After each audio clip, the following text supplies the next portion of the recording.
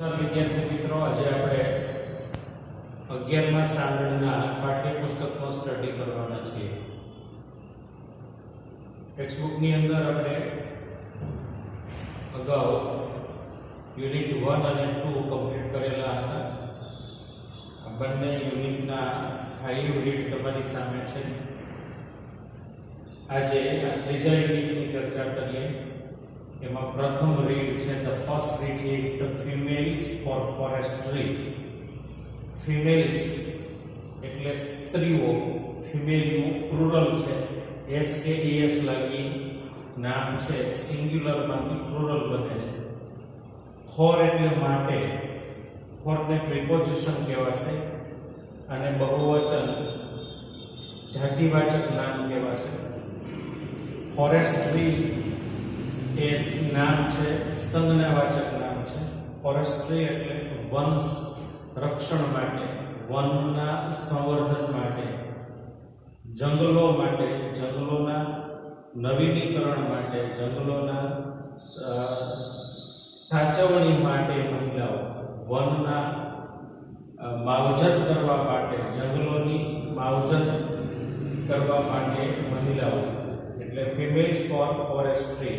આ યુનિટની અંદર મહિલાઓ છે એ વનને રક્ષે છે, જંગલોને બચાવે છે, જંગલોનું જતન કરે છે, એને સિંચે છે, એને સાચવે છે અને રક્ષે છે. એવા યુનિટ સાથેની વાત છે. ટેક્સ્ટબુક ભણતા હોઈએ ત્યારે ખાસ કરીને 11મા ધોરણના મિત્રો સમજીશું કે ભાઈ ફોરેસ્ટ્રી એટલે જંગલ, વન, વિલ્ડ, વુડ, ફોરેસ્ટ, પ્રકૃતિ, નેચર. આ ટોપિક આની અંદર હોય છે. આ બધા ઉપર વાત કરી હોય છે. વુડ વિશે, જંગલો વિશે, નેચર વિશે, પશુ પક્ષી વિશે. તો સંભવત સ્પીચ રાઇટિંગની અંદર તમને વૃક્ષો વિશે, જંગલો વિશે, આપણી જે પશુ પંખીની જે સંપદા છે, સંસાધનો છે, એના ઉપર રાઇટ કરવા પૂછવામાં આવે તો પહેલું સ્પીચ રાઇટિંગ માટે આ યુનિટ ઇમ્પોર્ટન્ટ બની રહેશે. ત્યાર પછી વૃક્ષો આપણા મિત્રો છે, વૃક્ષોના ફાયદા, એના યુસેજીસ, એના ઇમ્પોર્ટન્સ, કેરેક્ટરિસ્ટિક. વૃક્ષો આ કરે છે, વૃક્ષો તે કરે છે, એવા ટાઇટલ હેઠળ નિબંધ લેખન પૂછાય તો નિબંધ લેખન માટે આ ઇમ્પોર્ટન્ટ છે. પછી આ રીડ છે, આ ટોપિક છે, મારે આગળ અહીંયા જ છે. આ આપણે ઈમેલની અંદર પણ પૂછી શકે અને રિપોર્ટની અંદર પણ પૂછી શકે છે. વૃક્ષારોપણનો કાર્યક્રમ તમારી શાળામાં યોજાયો હતો, બરાબર, તો એના ઉપર રિપોર્ટ લખો તો 5 માર્ક્સના રિપોર્ટની અંદર, એટલે 3 ટોપિકની અંદર ઇન્ક્લુડેડ કરી શકાશે ઈ વિભાગની અંદર. ખાસ સાંભળી લેશે તો પેરેગ્રાફ રાઇટિંગ માટે, સ્પીચ રાઇટિંગ માટે, રિપોર્ટ રાઇટિંગ માટે, ઈમેલ રાઇટિંગમાં પણ પૂછી શકે. બરાબર, તમારા મિત્રને ફોરેસ્ટ્રી, વૃક્ષારોપણ, આ બધા વિશે સમજ આપતો, માહિતી આપતો ઈમેલ લખો તો એ પણ આ બધા ટોપિક તમારે યાદ રાખવાના. પછી ફોરેસ્ટ્રી ઉપર, આના કન્ટેન્ટ ઉપર, યુનિટના કન્ટેન્ટ ઉપર શોર્ટ નોટ પૂછે તો એ લખવાની છે. આમાં જે કંઈ ડિફિકલ્ટ વર્ડ યુઝ થયા છે એ વર્ડ્સને રિલેટેડ તમને આઈડેન્ટિફિકેશન પૂછી શકે, પેરેગ્રાફની અંદર પૂછી શકે તો એ ખૂબ ઇમ્પોર્ટન્ટ બની રહેશે. ટ્રુ ફોલ્સ પૂછી શકે. એટલે આપણે કોઈ પણ કામ કરવા જઈએ તો પરીક્ષાની અંદર એમાંથી શું પૂછાશે? exam oriented, what you have to study from this unit, that you have to keep in your mind. જ્યારે મેં સૌથી પહેલા સમજાવી દીધું છે કે ટેક્સ્ટબુકમાંથી શું પૂછાતું હોય છે, કયા વિભાગમાં પૂછાતું હોય છે, કેટલા માર્ક્સની અંદર પૂછાતું હોય છે. તમારી ફેર બુક છે, એક્સરસાઇઝ ફેર બુક, એના પ્રથમ પેજ ઉપર મેં 4 પેજની અંદર પેપર સ્ટાઇલની વિગત તમને સમજાવી છે અને લખવા માટે પણ 2 વાર સાઇન કર્યા છે કોપી, એટલે એ પણ તમારે ધ્યાનમાં લેવું. બરાબર, આ યુનિટની અંદર જે કંઈ સ્ટોરી છે તે પ્રકૃતિ સાથે જોડાયેલી છે. હિમાલયના જે જંગલો છે અને પછીથી જે રહેણાંક વિસ્તાર હોય, રૂરલ એરિયા હોય અને જંગલ હોય, એવા જે વિસ્તારો હોય, જે સરહદી વિસ્તારો હોય કે જ્યાંથી રહેણાંક વિસ્તાર શરૂ થતા હોય, ખેતી લાયક જમીનો શરૂ થતી હોય, અથવા તો રહેણાંક વિસ્તાર કે ખેતી લાયક જમીનો પૂરી થાય અને ધીમે ધીમે હિમાલયના આ પર્વતો છે, જંગલો છે શરૂ થતા હોય, એવા વિસ્તારના ગ્રામીણ લોકો છે, મસૂરી છે, પછી ઉત્તરાખંડની અંદર દેહરાદૂન છે, મસૂરી છે, આ બધા જે આઇસોલેટેડ જિલ્લા તહેસીલ છે, એ બધા વિસ્તારના ગ્રામીણ મહિલાઓએ એની નજદીકમાં આવેલા એકદમ કિંમતી અને ઇમારતી જે લાકડાના વૃક્ષોના જે જંગલો હતા, એ જંગલોને ઘણા વર્ષો પહેલાંની વિદેશી સરકારોએ, વિદેશી કંપનીઓએ અને આપણે તે ભ્રષ્ટાચારી પ્રધાનો અને અમલદારોએ મિલીભગતથી આ પ્રકૃતિને શોધ વાળી દીધો હતો. ઊંચા હજારો વર્ષોથી પ્રાકૃતિક રીતે જે વૃક્ષો ઉગી નીકળેલા હતા, પ્રકૃતિ ખીલેલી હતી, એ પ્રકૃતિને એ લોકોએ કાપીને ઇમારતી લાકડાનો કાળો કારોબાર કરી અને વ્યાપારિક હેતુથી આ જંગલોનું છેદન કરી અને એ જમીન જે હતી એને ખેડીને વિદેશી કંપનીઓને ઝેરી વૃક્ષો વાવી અને એમાંથી વધારે ઉત્પાદન લઈ અને ભારતની અંદર જ એ ઝેરી વસ્તુ છે એ વેચીને બરાબર વધારે પૈસા કમાવાની મેલી મુરાદ આપણી સરકાર, આપણા પ્રધાનો અને વિદેશી લોકોએ સાથે મળી અને આવા કાવતરાબાજી કરેલા ઘણા વર્ષો પહેલાં. તો એ બધાની સામે સરકાર જ ખુદ આવી રીતનું કામ કરતી હોય છે. એટલે ગામ લોકો છે અને એમાંય ખાસ કરીને જે સ્ત્રી વર્ગ છે કે જેને ઘરનું સંચાલન કરવાનું હોય, પછી પશુ હોય ગામડાની અંદર અને જંગલ વિસ્તાર એટલે પશુ તો હોય જ, તો એ બધાને દુધાળા પશુઓને સાચવવાના, એને ચરાવવાના, એના પાણીના, એના છાણના કે ઘરની નાની મોટી ચીજ વસ્તુઓની તમામ જવાબદારી મહિલાઓને હોય. ગ્રામીણ વિસ્તારની અંદર મહિલાઓને વધારે જવાબદારી હોય છે. ખેતી સાથે જોડાયેલા હોય, પશુપાલન કરતા હોય અને ઘરનું જે કામ હોય એ પ્લસ બીજા બધા. તો આ મહિલાઓને આ જંગલો કપાતા અનેક મુશ્કેલીઓ પડી, કારણ કે એના ઘરથી 1-8 કિલોમીટરની અંતરમાં એને પાણી મળી રહેતું, પશુઓનો ચારો મળી રહેતો હતો. મહિલાઓને સુકાઈ ગયેલા લાકડાની ડાળીઓ લેતા આવે તો ઘરે ચૂલો સળગાવવામાં આવ્યો, બરાબર. પછી પશુઓ છે એમાં ચરતા અથવા તો ઘાસ કાપી આવે એને પશુઓનો નિભાવ થતો. સરસ મજાના નદી કે નાના ઝરણાઓ વહ્યા કરતા, ફળ ફૂલ મળી રહેતા, છાંયો મળી રહેતો. એટલે એ અન્નદાતા કહેવાય જંગલો છે આ પ્રકૃતિ. અને એમે આપણે બધા હવે આ મોડર્ન સિવિલાઇઝેશનમાં, નગર સંસ્કૃતિમાં અને મેટ્રો સિટી, મેગા સિટી એવા નામથી ઓળખાતા શહેરોની અંદર આપણે રહીએ છીએ. કારણ કે આ પૃથ્વી ઉપર જ્યારે માણસ પેદા થયો ત્યારે એ નદીના કિનારે, તમે બધા ભણીને આવ્યા હશો કે હજારો વર્ષ સુધી માણસ છે એ જંગલની અંદર આદિમાનવ બનીને રહ્યો. એ વર્ષોના વાણામાં ધીમે ધીમે ક્રાંતિઓ આવી, એને આપણે રેવોલ્યુશન કહીએ છીએ. એમાં જાત જાતની સંસ્કૃતિ, જેને સભ્યતા કહેવાય છે, જેને સિવિલાઇઝેશન કહેવાય છે, ડેવલપ થયા. અને એમ કરતાં કસ્બા થયા, ઝૂંપડા થયા, પછી કસ્બા થયા, એરિયા થયા, ગામડા થયા, નગર થયા, સિટી થયા, મેગા સિટી થયા, લોકાલિટી, સોસાયટી, ફ્લેટ ને એપાર્ટમેન્ટ ને બંગલા, પોળ. હવે તો મોદી સાહેબે સ્માર્ટ સિટીની બધી વાતો કરી રહ્યા છે. તો હવે આ બધું છે, પણ એ બધાના બેકગ્રાઉન્ડમાં જાઓ તો આજે આ યુનિટ છે એમાં જે તમને જાણવા મળશે એ છે. આપણે તો બધા લગભગ મને લાગે સૌરાષ્ટ્રની અંદર ગામડાની સાથે, ખેતી સાથે, પ્રકૃતિ સાથે જોડાયેલા હોય, કારણ કે આપણો સૌરાષ્ટ્ર એરિયા કંઈ એટલો બધો હાઈફાઈ એરિયા નથી. સામાન્ય 2-5 શહેરો છે મોટા, બાકીનો બધો ગ્રામીણ વિસ્તાર છે. નાના મોટા ખેતીના વ્યવસાય કરતા હોય, કોઈને સામાન્ય નોકરી હોય, સામાન્ય ધંધો વ્યવસાય હોય.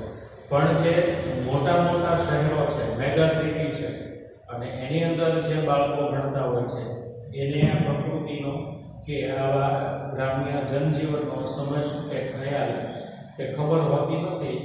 એટલે એવા બધા વિદ્યાર્થી મિત્રોને બરાબર આજે આ પ્રકૃતિથી દૂર આપણે બધા ચાલ્યા ગયા છીએ, અત્યારે પ્રકૃતિને જાણીએ, એને ઓળખીએ, એની નજીક આવીએ અને એનું સંશોધન કરીએ, એને પ્રિઝર્વ કરીએ, એને મેન્ટેન કરીએ, એને સંભાળીએ, એવો આ યુનિટનો મેસેજ છે. લંબાણપૂર્વકની વાત કરીએ છીએ, આપણે ઝડપથી જશું.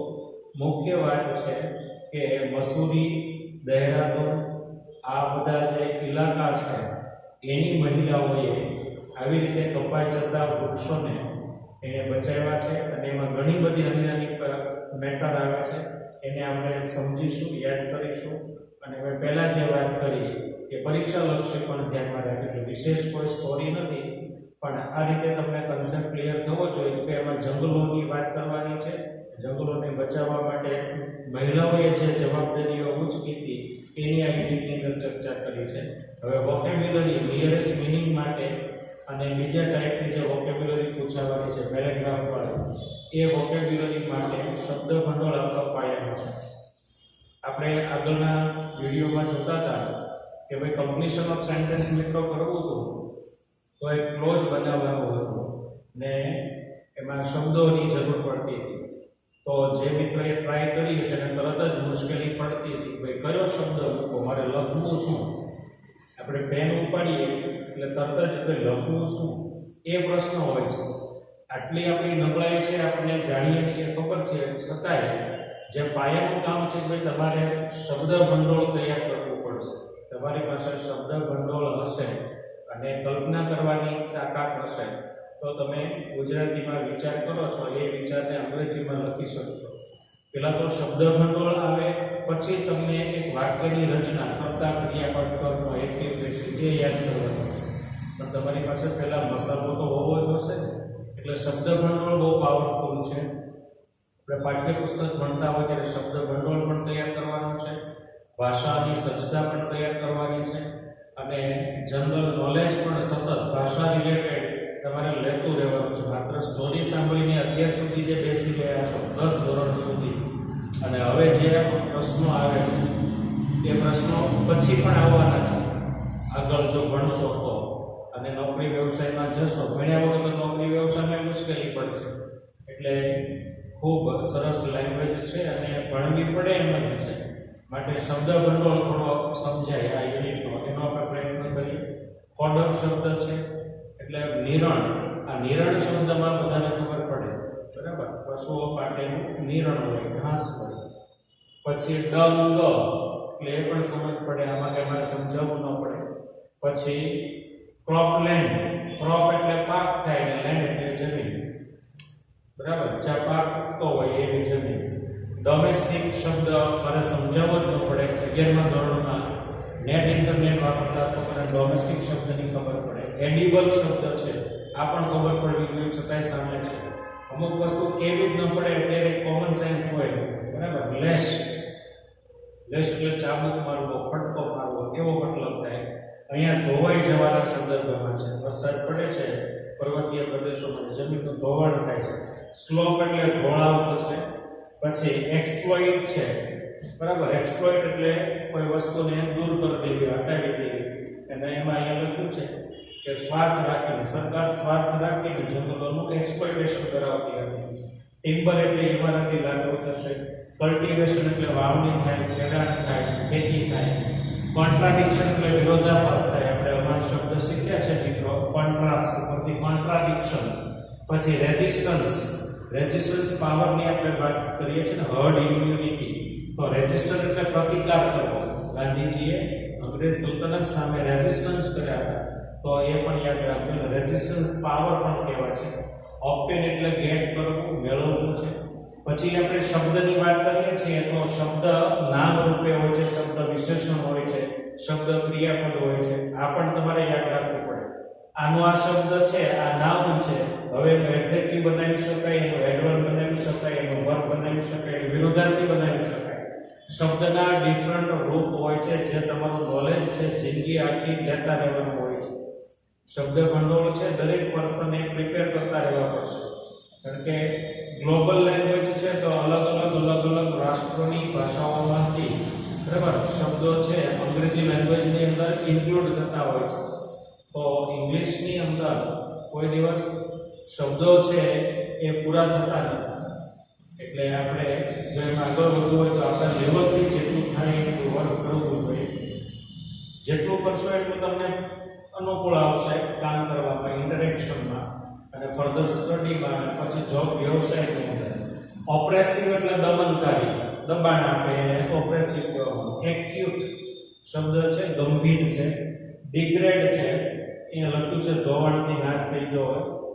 પછી જનરેશન ઉપરથી રીજનરેશન છે, ફરીથી ઉછેરવા. રીએફોરેસ્ટેશન એટલે જંગલો કપાઈ ગયા હોય ત્યાં નવા વાવવા. કન્ઝર્વેશન એટલે રક્ષણ કરવું, બચાવવું, સાચવવું. પછી ઇન્ટેન્સિટી એટલે વેગ કે તીવ્રતા. એવા અનેક શબ્દો છે. આ તો મેં 2-5 શબ્દો અહીંયા તમને રજૂ કરેલા છે. આવા અનેક વર્ડ્સ છે તમારે આમાંથી શીખવાના છે, લખવાના છે, તૈયાર કરવાના છે. આગળ આપણે 5 રીડ જોયા. 5 રીડમાં છે અત્યારે હું બોલ્યો એ 5 વખત બોલેલો છું. એમાંથી કેટલા મિત્રએ કામ કર્યું, બરાબર, એ તમારે જોવાનું છે. બરાબર, અમે અમારા લેવલથી શાબ્દિક જ વાત કરી શકીએ છીએ, એ સિવાય બીજું કશું કરી શકતા નથી. એટલે બધાને ખાસ રિક્વેસ્ટ છે કે અંગ્રેજીથી દૂર જશો તો અત્યારે અને ફ્યુચરમાં પણ મુશ્કેલી પડશે. એટલે ખાસ નાની અમથી વસ્તુ હોય છે, અકાઉન્ટ સ્ટેટ જેટલો કે બીજા સબ્જેક્ટ જેટલો આપણે સમય ન આપવો પડે, પણ રોજ થોડું ગ્રામર, થોડા વોકેબ્યુલરી છે એ પ્રિપેર કમ્પલસરી કરવી પડશે. ત્યાર પછી થોડીક શરૂઆત કરી દઈએ. અહીંયા આગળ આપણે ચિત્રો આપ્યા છે સરસ મજાના. આ ઊંચા વૃક્ષો છે. હવે આ વૃક્ષો અહીંથી કટ કરી અને આ જે હાઈટનું જે લાકડું કહેવાય ને ટિમ્બર કહેવામાં આવે, ઇમારતી લાકડું. હવે તમે કોઈ મોટા પોર્ટમાં જાઓ, પોર્ટ એટલે શું, બંદર. દાખલા તરીકે કે અહીંયા સૌરાષ્ટ્રની અંદર તમે કચ્છ અને ગાંધીધામ છે, ગાંધીધામની અંદર જશો એટલે જેમ આપણે કપાસના ખેતર છે એવી રીતે ત્યાં મોટા વાડા હોય છે. અને વાડાની અંદર આવા હેવી લાકડા આખા વાડાની અંદર ભરચક પડેલા હોય છે. તો એ વિદેશથી આવતા હોય છે. આપણા લાકડા કંડલા પોર્ટમાંથી કન્ટેનમેન્ટની અંદર, બરાબર, પેક કરી અને ટ્રેનો વડે એને વિદેશોની અંદર પણ મોકલવામાં આવતા હોય છે. તો આખા દેશમાંથી આ લાકડાઓ છે મોટા ટ્રેલર ઉપર, બરાબર, ગોઠવીને એને ત્યાંથી ટ્રાન્સપોર્ટિંગ કરી બાય લેન્ડ અને કંડલા પોર્ટ ઉપર પહોંચાડતા હોય છે. ત્યાંથી મોટા કન્ટેનરની અંદર ક્રેન વડે અને દરિયાની અંદર જે સ્ટીમરો લાંગરેલી હોય ત્યાં હેવી કન્ટેનર છે મૂકવામાં આવતા હોય. અને એનો આંતરરાષ્ટ્રીય લેવલે મોટી કંપનીઓ છે એનો વહીવટ કરતી હોય છે. સરકાર અને એના અધિકારીઓને એમાં હપ્તાબાજી ચાલતી હોય છે અને કાળો કારોબાર ચાલતો હોય છે. મને તમને કંઈ ખબર હોતી નથી. ખબર હોય તો આપણે કશું કરી શકતા નથી. આવો કાળો કારોબાર છે એ જંગલો કાપી અને આ જે જમીન દેખાય છે તમને, બરાબર, એ એની પર ખેતી કરવાની. અને ખેતી કરવામાં પાછા એવા વિદેશી ઝેરી એવા પાક ઉગાડવાના. ઝેરી એટલા માટે કહું છું કે તમને બીટી શબ્દ આવ્યો છે. બીટી એ ઝેરી વસ્તુ છે કે ટૂંક સમયની અંદર વધારે ઉત્પાદન આવે અને ઉત્પાદનની અંદર પણ ઝેર હોય છે. દાખલા તરીકે અત્યારે રીંગણા છે, કપાસ છે, બીટી છે, તો એ નુકસાન કરે છે આપણને. ખેતરમાં ખેડૂત વાવે એટલે રોગ જ ન આવે અને સારું ઉત્પાદન થાય. એવા એના જેનેટિક ચેન્જીસ કરી અને, બરાબર, બિયારણો વાવવામાં આવે, પછી ઉગે અને એમાં પાક આવે અને એનું વેચાણ કરવામાં આવે. એમાંથી બહુ બધો જે પ્રોફિટ હોય એ અર્ન કરતા હોય છે. તો એ રીતનું જે કામ હતું એમાં આ મહિલાઓએ છે એ પ્રકૃતિને ફરીવાર રોપી છે. નાના રોપા બધે ઉછેર્યા અને પાછી ખુલ્લી થઈ ગયેલી, ઉજળ થઈ ગયેલી જમીનો છે એને વળી પછી નંદનવન બનાવી દીધી. એવી લાંબી થોડી વાત છે, એને આપણે એક પેજ વાંચીએ એટલે ખ્યાલ આવશે. Since time began, the natural broadleaf forests of the Himalayas have played a significant role in the life of the people of Uttar Pradesh. આ સેન્ટેન્સ અહીંયા પૂરું થયું છે. આ એકવાર વાત કરી દઉં છું કે ભાઈ એવરી સેન્ટેન્સનો ટેન્સ, વોઇસ, એક્ટિવ પેસિવ, હકાર પ્રકાર, પ્રશ્ન, વિધાન, આર્ટિકલ, પ્રિપોઝિશન, કન્જંક્શન, સંયોજક, એકવચન, બહુવચન, નાઉન, પ્રોનાઉન કે अन्य एडजेक्टिव, एडवर्ब, एंटोनिम्स, सिनोनिम्स, बराबर, बहुवचन, सिंग्युलर, कर्ता, कर्म, संबंधक विभक्ति, आ બધું એક સેન્ટેન્સ ની અંદર હોય છે. કોમ્પ્લેક્સ સેન્ટેન્સ હોય, કોમ્પાઉન્ડ સેન્ટેન્સ હોય, બરાબર. પછી જાત જાતના કન્જંક્શન યુઝ થયા હોય છે, પ્રિપોઝિશન હોય છે, પ્રોવર્બ હોય છે, પછી ઇડિયમ્સ હોય છે. આ બધું એક સેન્ટેન્સ ની અંદર હોય છે. એ તમારે સતત સમજતું રહેવાનું છે. એક્સરસાઇઝ બુકની અંદર કમ્પલસરી વર્ડ્સ ને બધું નોંધ કરતું જોવાનું છે. અને અગાઉ જે મેં વાત કરી એ બધા ટોપિકના આન્સર આવતા જાય એ માટે એલર્ટ રહીને ખૂબ હોશિયારીથી ભણવાનું છે. તો સમય શરૂ થયો ક્યારથી સમય શરૂ થયો છે આપને કોઈને ખબર નથી.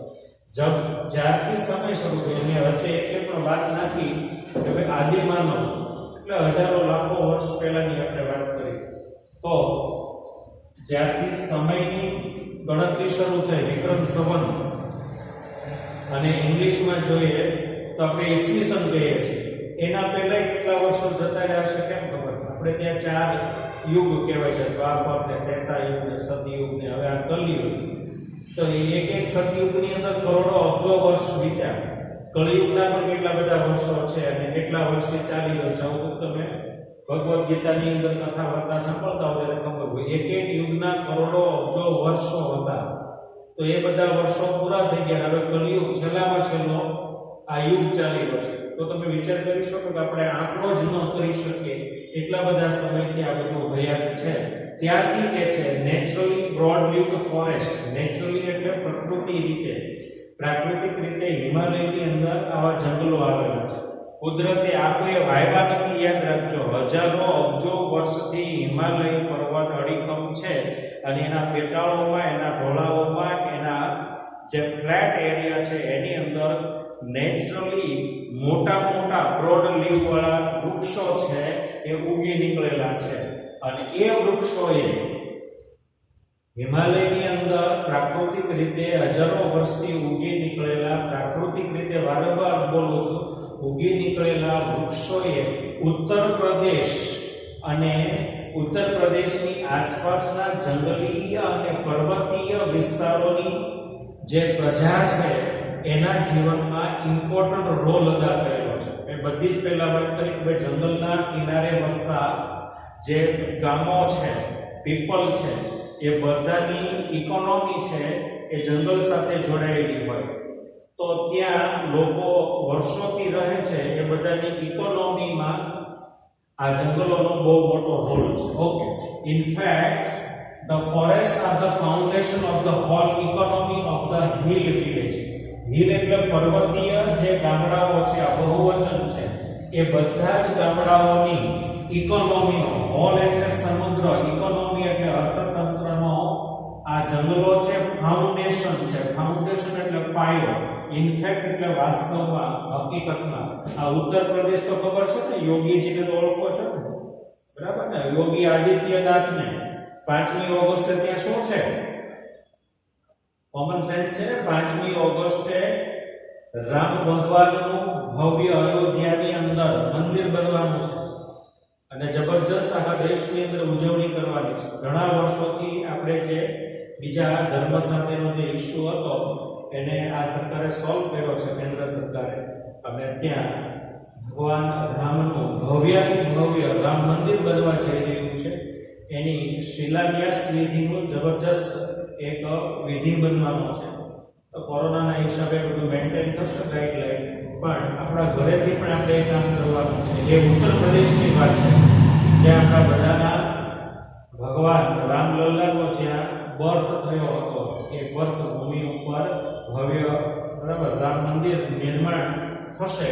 એટલા માટે ઉત્તર પ્રદેશની અંદર જે પર્વતીય વિસ્તારો છે અને ત્યાં જે પ્રજા રહે છે એની ઇકોનોમીની અંદર જંગલોનો મોટો રોલ છે. Green leaves and grass. Green એટલે લીલા, લીવ્સ એટલે પર્ણો, લીવ એને લીફ કહેવાય, લીફ એટલે પાંદડું, ને એનું પ્લુરલ એટલે લીવ્સ. ગ્રાસ એટલે ઘાસ.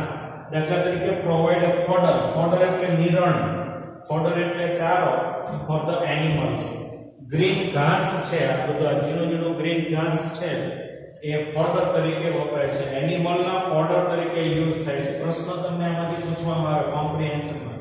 પછી પ્રાણીઓનું ડંગ છે, ભૂજ એટલે કે જેનું ડંગ ઇઝ યુઝડ, પેસિવ રચના છે, ફર્ટિલાઇઝર એટલે ખાતર તરીકે.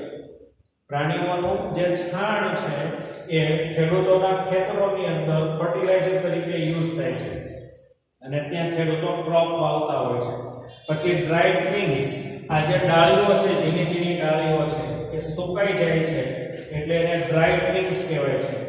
બ્રાન્ચીસ અને ટ્વિગ્સ યાદ રાખજો, શાખાઓ છે, ડાળીઓ છે, are the only source of domestic cooking fuel. આને બળતણ કહેવામાં આવે છે દેશી ભાષામાં. સુકાઈ ગયેલી લાકડીઓ છે એ ડોમેસ્ટિક એટલે ઘરે, કુકિંગ એટલે રસોઈ કરવામાં. આ મહિલાઓને સુકાઈ ગયેલી ડાળીઓ છે એ ચૂલો સળગાવવામાં મદદરૂપ થાય છે. પછી there forest also provide a large supply of fruits. જંગલો આપણે ફ્રૂટ્સ આપે છે, એડિબલ નટ્સ આપે છે, નટ્સ એટલે અખરોટ આપે છે, ફાઇબર્સ એટલે કે રેસાયુક્ત બીજી ઘણી બધી ચીજ વસ્તુઓ આપે છે, હર્બ્સ એટલે ઔષધિ આપે છે, લોકલ એટલે સ્થાનિક, કન્ઝમ્પશન એટલે ઉપયોગ માટે. આ બધો તમે સરસ મજાની શરૂઆત છે. જંગલો આપણને શું આપે છે તો તમે અહીંથી આ બધું લખી શકો છો કે ગ્રામીણ પ્રજાની અંદર ઇકોનોમીનો પાયો હોય છે. આ જે કુદરતી ઉગી નીકળેલા વૃક્ષો હેલ્પફુલ થતા હોય છે, એ ફર્ટિલાઇઝર આપે છે, પ્રાણીઓના ડંગમાંથી ફર્ટિલાઇઝર બને, પ્રાણીઓને ફોડર મળી રહે છે, મહિલાઓને ચૂલો સળગાવવા માટેના ફ્યુઅલ મળી રહે છે, નટ્સ આપે છે, ફ્રૂટ્સ આપે છે, ફાઇબર્સ આપે છે, હર્બ આપે, ઔષધિ આપે. એટલે કે સંસાધનો કહેવામાં આવે, રિસોર્સિસ કહેવામાં આવે છે. બરાબર, આટલી વાત આપણે રાખીએ. 11મા ધોરણના મિત્રો વારંવાર રિવિઝન કરી અને સરસ સ્ટડી કરશે. અહીંયા સુધી રાખીશું. ધન્યવાદ.